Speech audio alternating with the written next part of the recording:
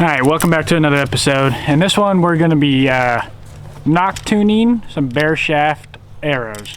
So as you can see, I got 11 of these. These are RIP TKOs, 300 spine. I think I weighed them the other day with 125 grain tip. It's like 475 grains or something.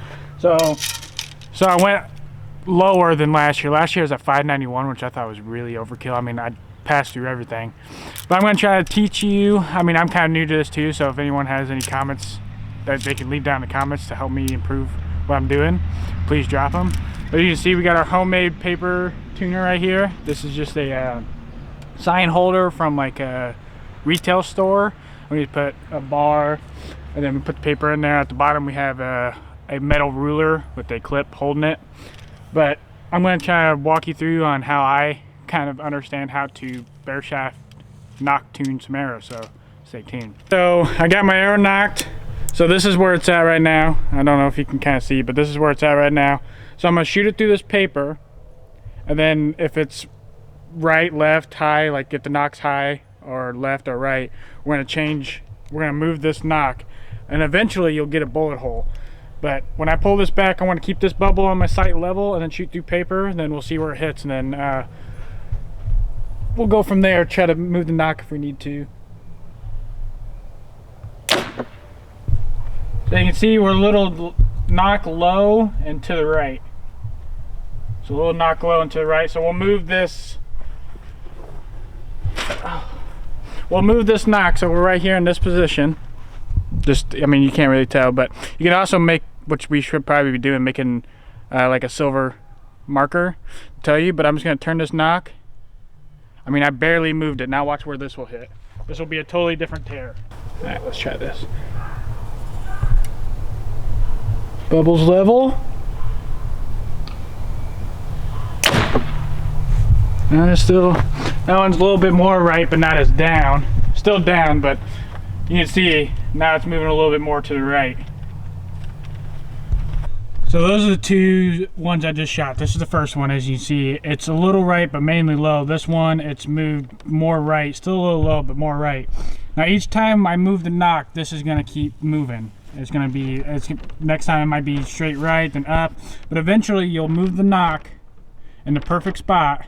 And I don't know if it's like, that's where I don't know if that's where like the stiffness of the spine, or where I don't know. I just know this is like kind of how you do it. You just keep rotating that nock until you get a bullet hole. Then when you get a bullet hole, you move on to the next arrow. I got 11 arrows to do, so I'll be doing that. You can tell me all the actual scientific stuff in the comments. I'd love to learn. I kind of watch YouTube videos, but it's kind of leaving my head. But that's what we're gonna be doing for the next 11 arrows until we get a bullet hole.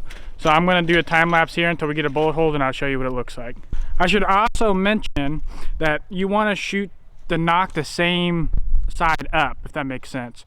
So like, you see how this side, if I keep shooting it on this side, if I put it in the arrow like this, or into the bow like this, I want to put a mark right here, so I keep shooting this up, if that makes sense. So when you put it in your bow, you want to keep this up, because if you keep switching it around, you're going to have different nock rotations.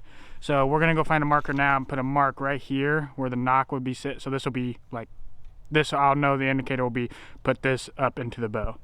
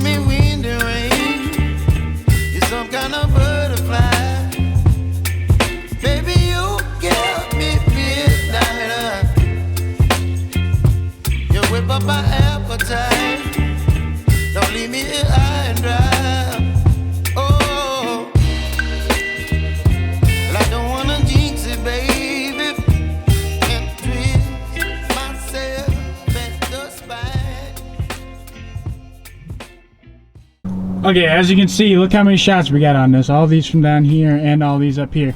So you see this one right here? That's a bullet hole right there. And you can just You can kind of see, yeah, hold on, let me zoom in on this. See that bullet hole? Perfect. But you can tell, like, it's a very tedious thing to do. It's just keep shooting and shooting and shooting until you finally get a bullet hole. Keep rotating that nock a little bit. But that's pretty much it. Just make sure you know what side each time you're shooting the nock is up. So like put a mark on the nock so you're keeping shooting that up.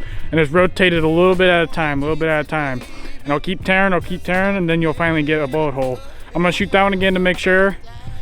I'm sure it's gonna be okay, but then I'm gonna do this for the next 11. Then after I'm done with that, we're gonna go inside and we're gonna do some fletching. So stay tuned for that.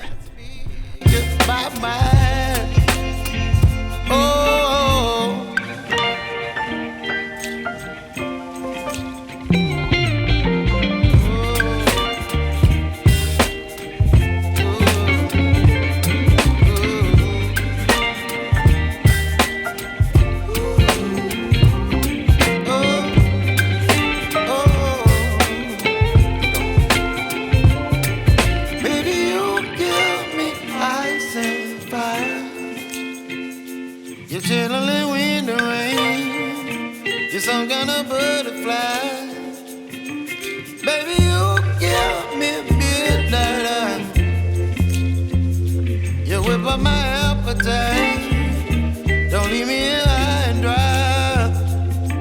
Baby, you give me ice and fire. You're channeling wind and rain. You're some kind of butterfly.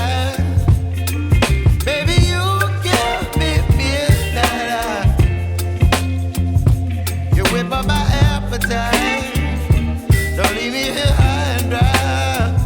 Oh, oh, oh, oh,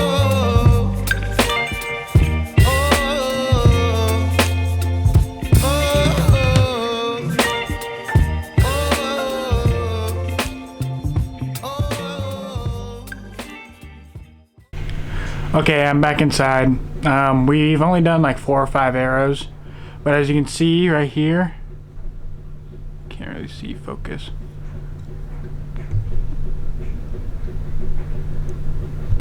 Okay, see right there how we have the silver mark right there? It's kind of hard to see, but we have the silver mark on the nock and on the arrow itself, so we know where we're put it back at. But now I'm going to fletch it, so I'm just going to stick it in this arrow, this fletching jig right here. Alright, we have it in the arrow jig. I'm not going to really worry about having which like fletching on each side of the silver line. I don't think that really matters.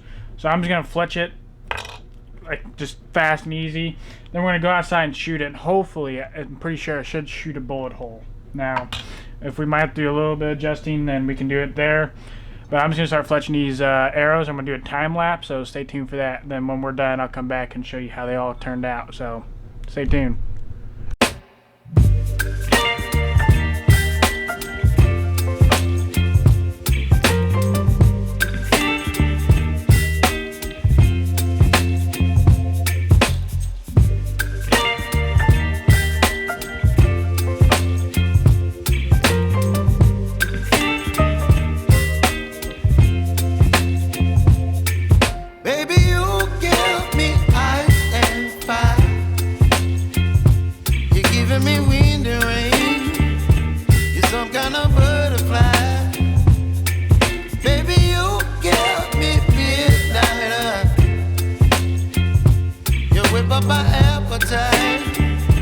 Don't leave me here high and dry. Oh, well, I don't wanna jinx it, baby, and twist myself at the spine. Don't wanna overthink it, baby. It's just twist your body and mine. Baby, you care.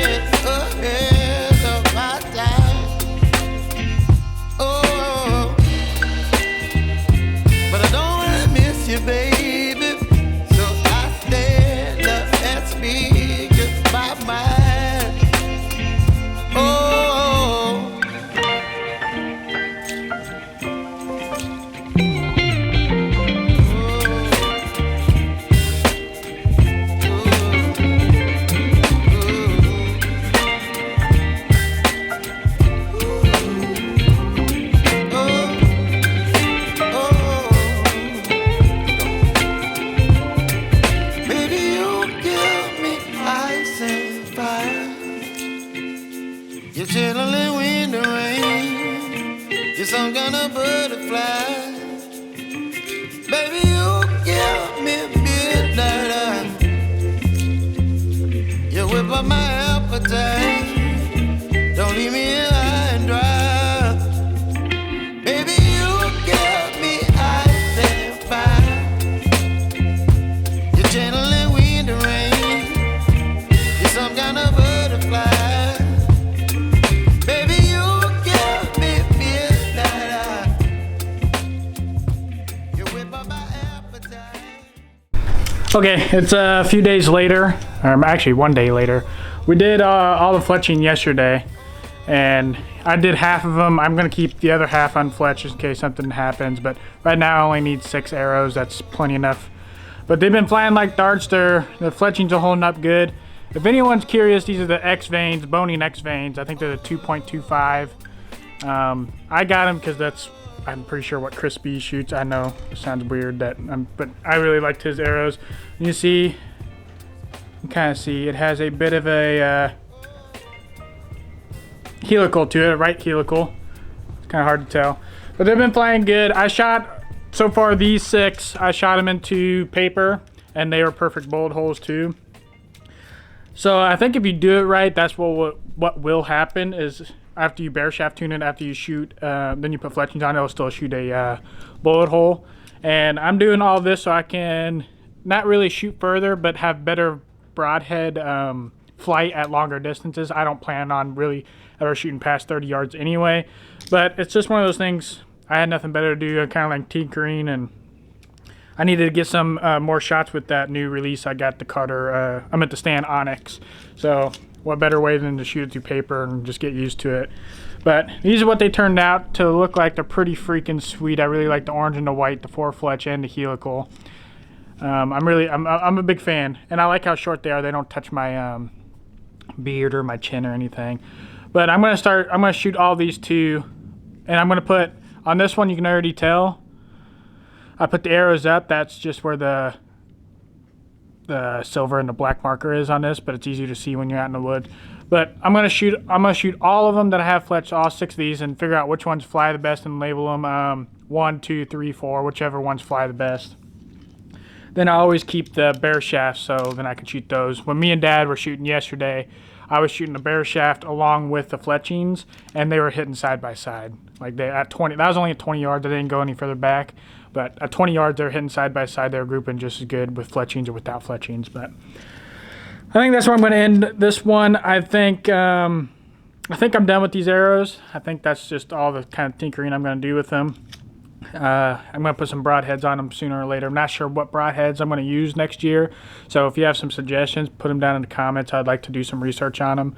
Last year's I used the Magnus, and they're good. It's just, I don't know, I like switching it up a little bit. I've been looking at the Vector 3 blades that they have. They look pretty sweet. But if you have some comments on some broadheads, please drop them down in the comments. But appreciate everyone watching. If you're new, please subscribe and leave a like if you did like the video, and stay tuned for the next one.